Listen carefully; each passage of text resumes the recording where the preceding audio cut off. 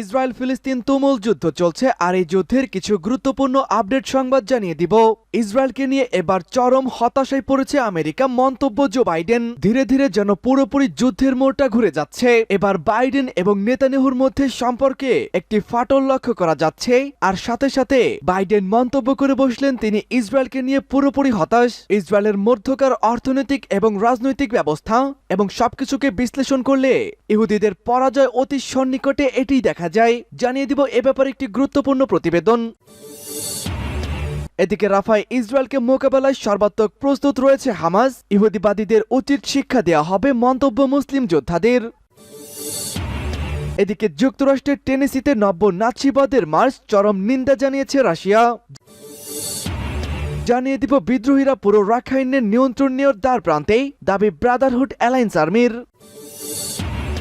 সর্বশেষ জানিয়ে দিব কপালে চিন্তার ভাঁজ পড়েছে বাইডেন এবং পশ্চিমাদের। পরমাণু হামলার এবার সরাসরি হুমকি দিলেন রাশিয়ার সাবেক প্রেসিডেন্ট দিমিত্রি মেদভেদেব। দর্শক শুনছিলেন সংবাদ শিরোনাম, এবারে জানিয়ে দিব বিস্তারিত।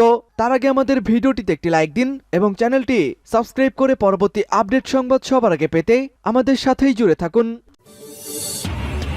ইসরায়েলকে নিয়ে পুরোপুরি হতাশা আমেরিকা, জানালো জো বাইডেন। যুক্তরাষ্ট্রের প্রেসিডেন্ট জো বাইডেন ইসরায়েলকে নিয়ে হতাশায় পড়েছেন। নাম প্রকাশ না করার শর্তে কিছু সূত্র মার্কিন গণমাধ্যমগুলোকে এই তথ্য নিশ্চিত করেছে। ফিলিস্তিনের গাজা ভূখণ্ডে ইসরায়েলের যুদ্ধে সমর্থন দিয়ে সম্প্রতি ব্যাপক নিন্দার মুখে পড়েছে বাইডেন।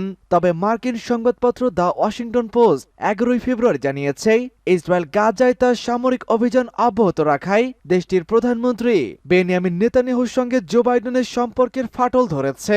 বাইডেন অতি ডানপন্থী ইসরায়েলি এই নেতার প্রতি ক্রমেই আরো বেশি ক্ষোভ প্রকাশ করে চলেছেন। এমনকি সাম্প্রতিক কয়েকটি অনুষ্ঠানে বাইডেন তাকে খুব খারাপভাবে সম্বোধন করেছেন। মার্কিন টেলিভিশন এনবিসি নিউজ জানিয়েছে নেতানিয়াহুকে নিয়ে দৃশ্যত বাইডেনের হতাশা সত্ত্বেও বিশেষজ্ঞরা মনে করেন যে মার্কিন প্রেসিডেন্টের এসব মন্তব্য সম্পূর্ণ অর্থহীন, যদি না তিনি ইসরায়েলকে গাজায় প্রাণঘাতী সামরিক হামলা বন্ধে চাপ দেন। ওয়াশিংটন ডিসির গবেষণা ও বিশ্লেষণ প্রতিষ্ঠান আরব সেন্টারের পরিচালক ইমাদ হারব বলেছেন, একটুখানি বিবেক আছে এমন যে কারোর জন্যই ইসরায়েলের এই যুদ্ধ হতাশা ও ক্রোধ তৈরি করবে। তবে বাইডেনের ক্ষেত্রে এটি এখনো তাকে ফিলিস্তিনিদের জীবন বাঁচাতে পারে এমন আবশ্যকীয় কোনো যুদ্ধবিরতির আহ্বান জানাতে বাধ্য করতে পারেনি। রাফায় ইসরায়েলকে মোকাবেলায় সর্বাত্মক প্রস্তুত হামাস। চলমান গাজা যুদ্ধে রাফায় ইসরায়েলকে সর্বাত্মকভাবে মোকাবেলায় হামাস প্রস্তুত রয়েছে বলে জানিয়েছে কাতারের অবস্থানরত দলটির এক সিনিয়র কর্মকর্তা। নাম প্রকাশ না করার শর্তে তিনি রয়টার্সকে বলেছেন হামাস রাফায় দীর্ঘস্থায়ী যুদ্ধের জন্য পুরোপুরি প্রস্তুত রয়েছে। তিনি আরও বলেছেন চলমান গাজা যুদ্ধে এ পর্যন্ত তাদের 6000 সৈন্য প্রাণ হারিয়েছে। হামাসের এই নেতা বলেছেন নেতানিয়াহু যে দাবি জানিয়েছেন সেটি আমাদের জন্য অত্যন্ত কঠিন। তিনি গাজা দখল করতে পারেন, তিনি হামাসের নেতৃত্বকে হত্যা কিংবা হামাসকে ধ্বংস করার লক্ষ্য অর্জন করতে পারেনি, বরং হামাস এখনো আপন শক্তিতে দাঁড়িয়ে রয়েছে। এদিকে ইসরায়েলের সাথে হামাসের চলমান যুদ্ধে আরেক ইসরায়েলি সেনা নিহত হয়েছেন। এ নিয়ে স্থল যুদ্ধে গাজায় নিহত সেনার সংখ্যা 235-এ দাঁড়িয়েছে। টাইমস অব ইসরায়েল জানায় ইসরায়েলের প্রতিরক্ষা বাহিনী সোমবার ঘোষণা করেছে গতকাল দক্ষিণ গাজায় সাইমন স্লোভিক নামের এক সেনা নিহত হয়েছেন। তিনি প্যারাট্রুপার্স ব্রিগেডের 202 ব্যাটালিয়ন কিরিয়াত বিলিয়নকে সদস্য ছিলেন। তার মৃত্যুর মধ্য দিয়ে হামাসের বিরুদ্ধে স্থলাক্রমণে নিহত সামরিক বাহিনীর সংখ্যা 235 জনে দাঁড়িয়েছে। যুক্তরাষ্ট্রের টেনেসিতে নব্য নাৎসিদের মার্চ, চরম নিন্দা জানালো রাশিয়া। মার্কিন যুক্তরাষ্ট্রের টেনেসিতে নব্য নাৎসি সংগঠন ব্ল্যাড ট্রাইব কুচকাওয়াজ ও মার্চ করেছে। এ নিয়ে সোশ্যাল মিডিয়ায় ব্যাপক প্রতিবাদ দেখা গেছে। স্বাধীনতার নামে নাৎসিবাদদের পুনরুত্থানকে অনুমোদন দেওয়া হচ্ছে বলে অভিযোগ করেছেন অনেকেই। ওই ঘটনার তীব্র নিন্দা জানিয়েছে রাশিয়া। সংবাদ মাধ্যম আরটি ও আল জাজিরা। দেশটির পররাষ্ট্র মন্ত্রণালয়ের মুখপাত্র মারিয়া জাখারোভা বলেছেন যুক্তরাষ্ট্রের স্বাধীনতার নামে যে ধারণাটি প্রচলিত রয়েছে তা মূলত অশুভ শক্তিগুলোর জন্য একচেটিয়া প্রযোজ্য, যা এতদিন নিষিদ্ধ ছিল তা এখন প্রকাশ্যে আসতে শুরু করেছে। আরটির খবরে আরো জানানো হয়েছে ব্লাড ট্রাইব নামের ওই সংগঠনটি শনিবার টেনেসির নাভিসেল শহরে ভর দুপুরে কুচকাওয়াজ করেছে। এ সময় সংগঠনটির সদস্যরা জার্মান সাবেক চ্যান্সেলর অ্যাডলফ হিটলারের নাৎসি বাহিনীর পতাকা নিয়ে শহরটিতে মিছিল করেছে। কালো রঙের উপরে নাৎসি স্তম্ভিত চিহ্ন আঁকা পতাকা নিয়ে তারা অভিবাসন বিরোধী স্লোগান দেন। এ সময় তাদের অনেকেই পোশাক 2218 কোড লেখা ছিল। ছিল। বিশ্বজুড়ে নব্য নাৎসি বাহিনীগুলো এই কোড দিয়েই ব্রিং ব্যাক অ্যাডলফ হিটলার বুঝিয়ে থাকে। এরকম একটি সমাবেশ ও মার্চকে যুক্তরাষ্ট্র যেভাবে অনুমোদন দিয়েছে তার চরম প্রতিবাদ করেছে রাশিয়া।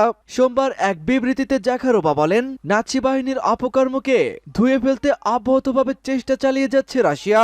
মস্কো বারবার জাতিসংঘের সাধারণ পরিষদে নাৎসিদের প্রতি সম্মান প্রদর্শনকে নিষিদ্ধের দাবি তুলেছে, কিন্তু যুক্তরাষ্ট্র এতে বারবার ভেটো দিয়ে যাচ্ছেন। বিদ্রোহীরা পুরো রাখাইনের নিয়ন্ত্রণ নেওয়ার দ্বার প্রান্তে দাবি ব্রাদারহুড অ্যালায়েন্সের। মিয়ানমারের 3 সশস্ত্র গোষ্ঠীর জোট ব্রাদারহুড অ্যালায়েন্স জানিয়েছে রাখাইন রাজ্যের যুদ্ধে জান্তা বাহিনী পরাজিত হয়েছে। রবিবার রাতে ব্রাদারহুড অ্যালায়েন্স এক বিবৃতিতে এমন তথ্য প্রকাশ করেছে। এতে তারা জানিয়েছেন জান্তা বাহিনী একের পর এক সেনা ক্যাম্পের নিয়ন্ত্রণ হারাচ্ছেন। বিদ্রোহীদের এ জোট আরও দাবি করেছে কৌশলগতভাবে গুরুত্বপূর্ণ ছোট ও বড় ক্যাম্পের সেনারা বিদ্রোহীদের কাছে খুব দ্রুতই আত্মসমর্পণ করবে। যেসব ক্যাম্পের সেনারা এখনো আত্মসমর্পণ করেনি তাদের বিরুদ্ধে আরাকান আর্মির যোদ্ধারা হামলা অব্যাহত রেখেছে। ব্রাদারহুড অ্যালায়েন্স আরও জানিয়েছে জান্তা বাহিনী তাদের প্রতিরোধ ব্যবস্থা শক্তিশালী করার চেষ্টা করে যাচ্ছেন। তারা আরাকান আর্মির যোদ্ধাদের অগ্রসর ঠেকাতেই পথে পথে বাধা সৃষ্টি করছে, এমনকি বেশ কয়েকটি ব্রিজও ধ্বংস করেছে তারা। জান্তা বাহিনী বর্তমানে যেভাবে যুদ্ধ পরিচালনা করছে এতে বোঝা যাচ্ছে তারা যুদ্ধে হেরে যাচ্ছেন। বিবৃতিতে এমন দাবি করেছে ব্রাদারহুড অ্যালায়েন্স আর্মি।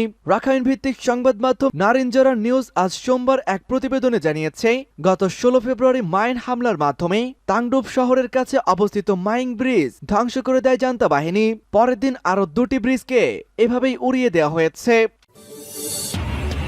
কপাল পড়েছে পশ্চিমাদের, পরমাণু হামলার হুমকি দিলেন এবার রাশিয়ার পররাষ্ট্রমন্ত্রী মেদভেদেব। ইউক্রেনের আভদিভকা শহর নতুন করে নিজেদের দখলে নেওয়ার দাবি করেছে রাশিয়া। দীর্ঘ 9 মাসের মধ্যে এটাই রুশ বাহিনীর সবথেকে বড় সফলতা।